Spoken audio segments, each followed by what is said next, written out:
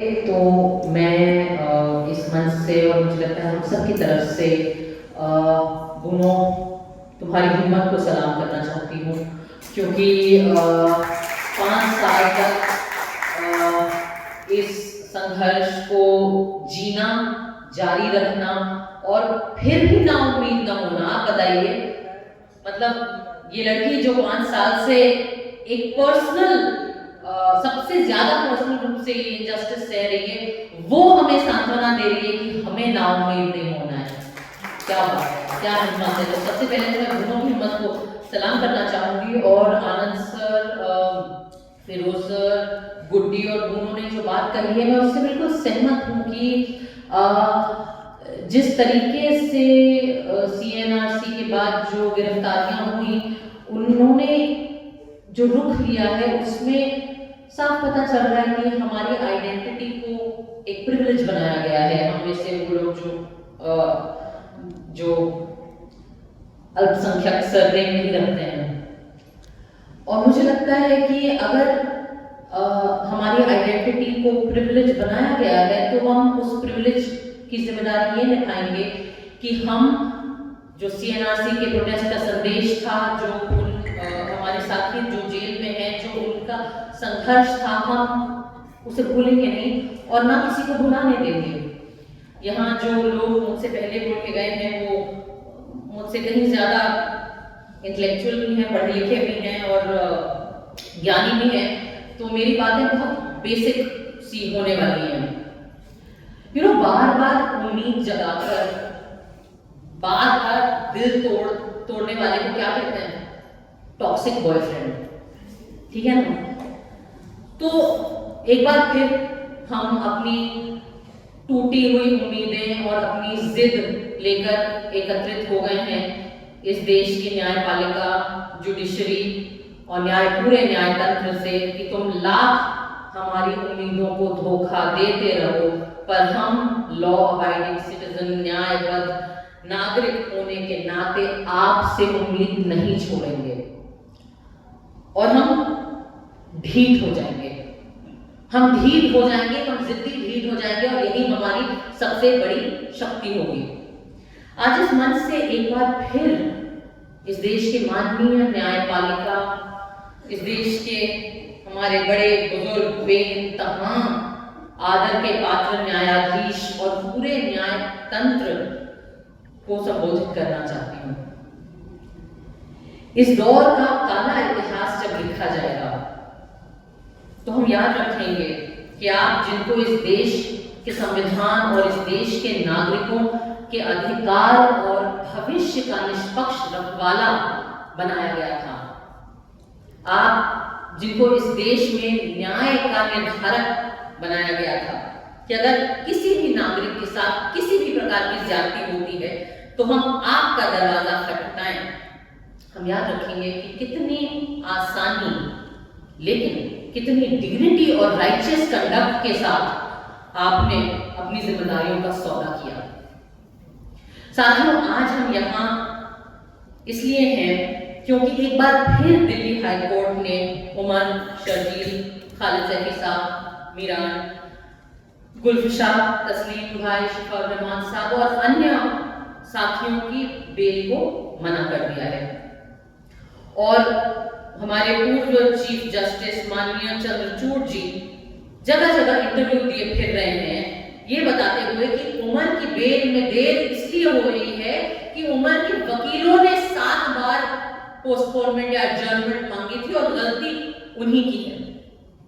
अब तो ये बात गलत है कि एडजर्नमेंट जो एक प्रोसीजरल चीज है 7 बार नहीं मांगी गई थी, लेकिन किसी को माननीय पूर्व CJI साहब से ये भी पूछना चाहिए कि चलिए बेल का मुद्दा अलग है, आप हमें ये क्यों नहीं बताते कि ट्रायल जो है वो 5 साल तक क्यों नहीं शुरू हुआ है? ये तो प्रोसिक्यूशन की जिम्मेदारी होती है। आप हमें ये बताइए कि 4 साल क्यों लग गए आर्ग्यूमेंट्स ऑन चार्ज पेश करे जाने के लिए? ये तो प्रोसिक्यूशन की जिम्मेदारी थी। मैं वकील नहीं हूं, लेकिन विक्टिम ब्लेमिंग क्या होता है वो मुझे समझ में आता है। मैं वकील नहीं हूँ और ना ही हमारे माननीय न्यायाधीशों जितनी पढ़ी लिखी हूँ, लेकिन एक साधारण आम नागरिक को भी अन्याय का चेहरा कैसा होता है वो तो दिखाई देता है ना। अन्याय देखने और समझने के लिए लॉ की डिग्री की तो जरूरत नहीं होती। प्रोसेस कैसे पनिशमेंट बन जाता है। 5 साल से हम प्रोसेस भी देख रहे हैं, हम पनिशमेंट भी देख रहे हैं। कुछ लोग हैं जो बहुत निजी रूप से वो पनिशमेंट झेल भी रहे हैं। ट्रायल शुरू ना करना और बार बार ये जितने भी लोग हैं इनकी बेल डिनाई करने का जो सिलसिला है वो 5 साल से चला आ रहा है। पिछले साल मैंने दिल्ली में किसी एक मीटिंग में ये बताया था कि मुझे अब एहसास होता है कि 4 साल, उस टाइम 4 साल कितना लंबा वक्त होता है। आज मैं दोबारा इस मंच से हमारी माननीय न्यायपालिका को बताऊंगी कि 5 साल कितना लंबा वक्त होता है। 5 साल पहले मैं अपने पति फहाद अहमद को ठीक से जानती नहीं थी। 5 साल में हमारी दोस्ती हुई, हमें मोहब्बत हुई, हमारी शादी हुई, हमारी एक बच्ची हुई। अब हमारी बच्ची इतनी बड़ी हो गई है कि कोई प्ले स्कूल जाती है, वो पूरी सेंटेंसेस में बातें करती है। वो 2 साल की होने वाली है और उसे वो इतनी समझदार हो गई है कि उसे पता है कि उसे अपने बर्थडे के कौन से रंग का चाहिए। 5 साल एक बहुत लंबा वक्त होता है। इन 5 सालों में मुझे जहां एक नई जिंदगी दी, वहीं पे इन 5 सालों में शर्जील, उमर, खालिद साहब, गुलफशा और तमाम साथियों को एक नॉर्मल जिंदगी डिनाई की है। एक माँ होने के नाते अब और एक पेरेंट होने के नाते 5 साल के क्या मायने होते हैं एक पेरेंट के लिए, वो मुझे समझ में आता है। 5 साल में बच्चे जो है वो टीनेजर बन जाते हैं। ये बात खालिद भाई, तस्लीम और शिफा और रहमान साहब जी रहे हैं। कितनी मुश्किल और खराब चीज है ये किसी भी पेरेंट के लिए। 5 साल बेल डिनाई होना कितना बड़ा अन्याय होता है। बार बार जब बेल डिनाई होता है तो सालों साल तक बच्चों के सर से बाप का साया हट जाता है। 5 साल या सालों साल तक बेल डिनाई होने से और भी चीजें होती हैं। एक 84 साल के एक्टिविस्ट प्रीस्ट फादर स्टैन स्वामी जेल में ही बेल के इंतजार में ही दम तोड़ देते हैं। ये होता है बार बार बेल डिनाई होने से जो का अन्याय, या बार बार बेल डिनाई होने से एक 90% से ज्यादा विकलांग प्रोफेसर साईं बाबा, वो सालों के बाद जब उनको बेल मिलती भी है तो उनके शरीर में इतनी शक्ति नहीं बचती कि वो अपनी आजादी को जी भी पाए और उनकी मृत्यु हो जाती है। गौतम सर और आनंद सर यहाँ पर हैं। मैंने सबसे पहले मैं उनसे मिली, मैंने आनंद सर को पूछा कि आपकी तबीयत कैसी है, आप ठीक हैं? 5 साल तक शरीर भी कमजोर पड़ जाता है। महाराष्ट्र के एक साथी हैं महेश राउत, जो इनके भी वाले केस में 7 साल से जेल में है, उनको भी अब बेल नहीं मिली। 5 साल में और भी चीजें होती हैं। हमारे माँ बाप बूढ़े हो जाते हैं, उनकी तबीयत खराब होने लगती है। नताशा नारवाल से पूछिए, जिनको अपने मरते हुए पिताजी की का चेहरा देखना नसीब नहीं हुआ क्योंकि उनकी बेल डिनाई कर दी गई। 5 साल बेल बार बार डिनाई करना महज एक प्रोसीजरल या ब्यूरोक्रेटिक मुद्दा नहीं है, वो हमारी जिंदगियों का मुद्दा है। इन चीजों का जवाब कौन देगा? इन चीजों की क्या भरपाई होगी?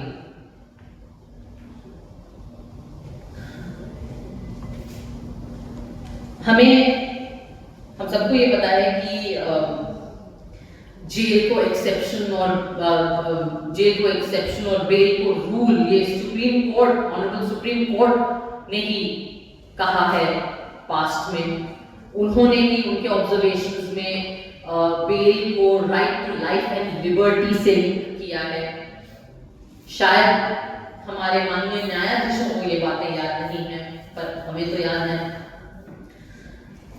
आज मैं बड़ा बेसिक सा सवाल पूछना चाहती हूँ हमारी न्यायपालिका से कि अगर आपका काम लोगों को जेल में ही रखना है और आपको लग रहा है कि यही आपकी जिम्मेदारी है, तो ये काम तो पुलिस भी कर सकती है, करती ही है। तो अगर न्यायपालिका पुलिस का काम या सरकार का काम या सरकार का के ही पिट्ठू बन के काम करने वाली है, तो हमें इस पूरे महान, बड़े और महंगे न्यायतंत्र की जरूरत ही क्या है? आप अगर अपना काम नहीं करेंगे, एक निष्पक्ष रूप से संविधान के तहत अगर आप कानून चल रहा है या नहीं उसको एडमिनिस्टर नहीं करेंगे, तो फिर हम अपने टैक्स पेयर्स के पैसों से आपके आरामदायक और आलीशान जिंदगियां क्यों फंड कर रहे हैं?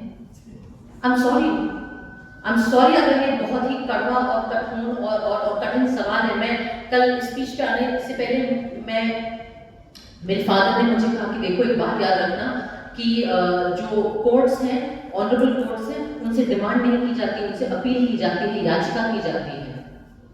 कमाल की बात है।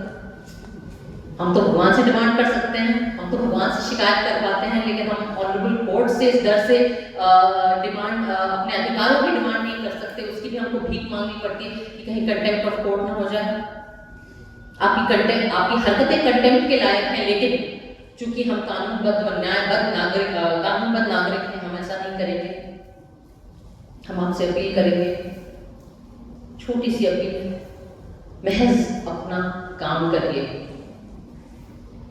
मैं मानती हूं कि इस देश की जनता में बहुत सब्र है, बहुत ज्यादा सब्र है, पर दशकों तक जब आप देश की जनता के भविष्य के साथ खिलवाड़ कर, और मैं मानती हूँ कि हम सबका भविष्य है, क्योंकि कोर्ट जो है वो एक ऐसी चीज है कि चाहे जो आपकी विचारधारा हो, जो आपकी राजनीति हो, जो आपकी निजी विचार जो भी हो, लेकिन कोर्ट से इस देश का हर नागरिक बराबर की उम्मीद रखता है, चाहे वो मासूम हो या वो एक्चुअली में गिल्टी हो।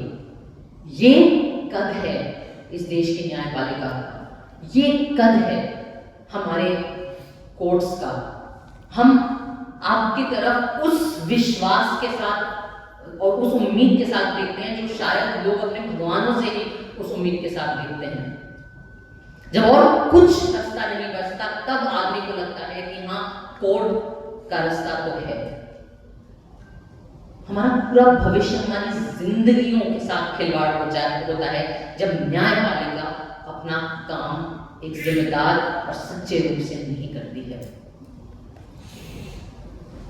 सालों साल, दशकों तक जब जनता की उम्मीदों और सपनों को दबाया जाता है, तो उसका क्या हश्र होता है हमने बांग्लादेश, नेपाल और श्रीलंका में पिछले कुछ सालों में देखा है। लेकिन हम ऐसा नहीं करेंगे, क्योंकि हम न्यायबद्ध नागरिक हैं। इसलिए हम अपने ढीठ तरीके से, हम अपनी जिद को लेकर, हम अपनी उम्मीदों को बरकरार रख के, हम अपना एक तरफा प्यार लेकर आपके बहरे कानों में भिनभिनाते रहेंगे कि आपको इस देश के संविधान में विश्वास ना हो, लेकिन हमें है। आपको इस देश में विश्वास ना हो, लेकिन हमें है। आपको खुद पर विश्वास ना हो, लेकिन हमें है। हमारी उम्मीद, हमारा वो आखिरी चीज है जो हमारे पास है, और हमारी नाउम्मीदी जुल्मी और सत्ताधारियों की सबसे बड़ी वेपन है, और हम उन्हें वो वेपन कभी नहीं देंगे। इसलिए, सिर्फ इसलिए हम आपसे उम्मीद नहीं छोड़ेंगे। बहुत बहुत